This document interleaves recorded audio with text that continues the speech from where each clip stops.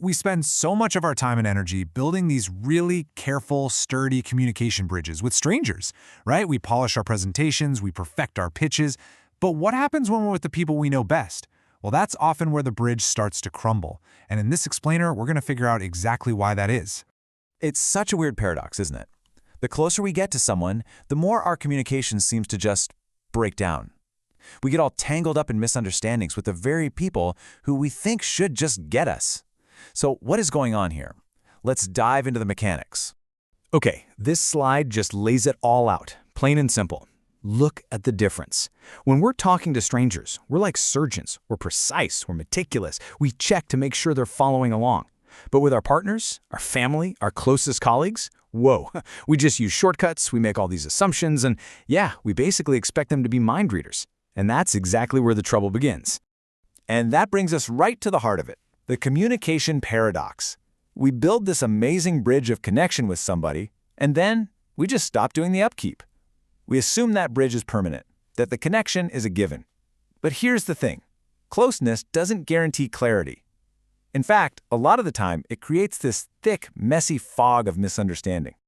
And look, this isn't just a feeling we all have. It's a real, documented, psychological phenomenon.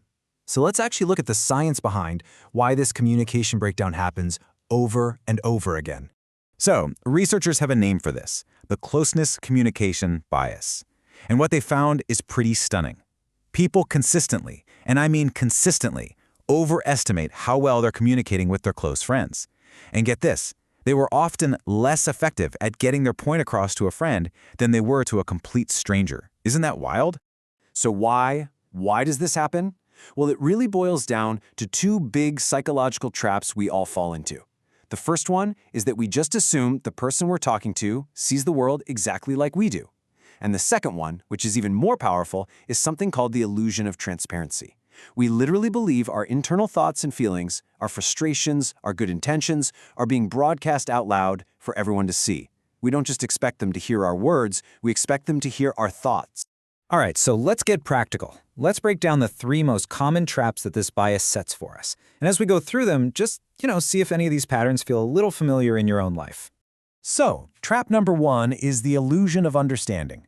This is where we believe that because we have a shared history, we must have a shared dictionary.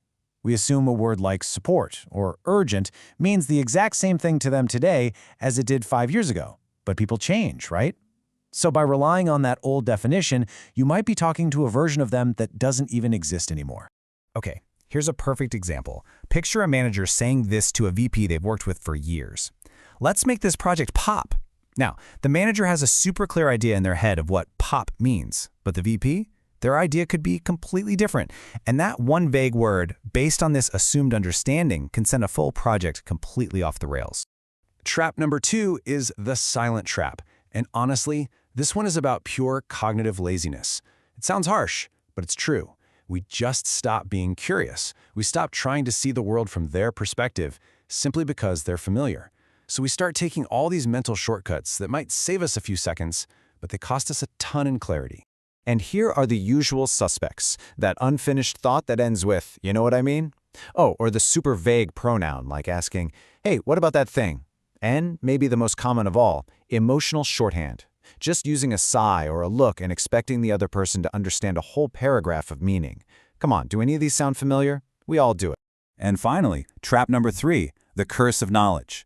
The more shared history and context you have with someone, the denser your shared world becomes. And all that density makes it almost impossible to remember that the other person isn't actually living inside your head. We forget that they have their own, totally separate set of experiences informing their reality. Okay, so we've laid out the problem, we've identified the traps. So what in the world do we do about it? Well, the good news is there's a really clear framework for breaking this bias. All it takes is a little bit of intention. So there are 3 simple steps. First, speak the obvious. Say your appreciation out loud, state your expectations clearly. Never, ever let "it goes without saying" be your motto. Second, you got to use the fresh ears protocol. Listen like it's the very first time you're hearing this from them, because people are always evolving. And third, and this one is the game changer, ask for the echo. Now, the magic here is all in the framing. Listen to that phrase, just so I know I haven't missed anything. See what that does? This isn't a pop quiz to test if they were listening. It's a test of your ability to be clear. It's a simple, really humble way to close that gap between what you meant to say and what they actually heard. But when you really get down to it, fixing this bias isn't just about learning a few new techniques. It's really about adopting a whole new philosophy for how we see the people we care about the most. This says it all. Just let that sink in for a second. Proximity is not understanding. Just because you share a space or a history with someone doesn't mean you share a mind. And familiarity is not communication. In fact, sometimes it's the biggest barrier to it. And this right here, this is the fundamental shift we have to make. We have to let go of the arrogance of thinking we know someone. When we treat people like solved problems, we stop being curious. We stop asking questions. We stop listening. But when we treat them as unfolding mysteries, we stay engaged, we stay curious, and we give them the space to grow and change. So I'll leave you with this one question to think about. In your most important relationships, are you acting like you've already finished the book? Or are you still excited to turn the next page? The health and the quality of your relationships might just depend on how you answer that.